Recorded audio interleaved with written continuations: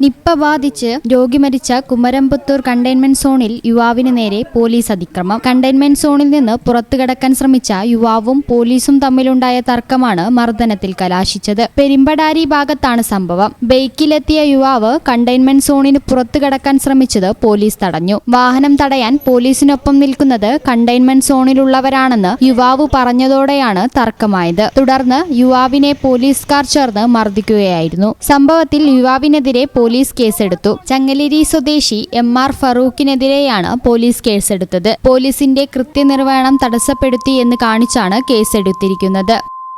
ഈ channel news Pattambi.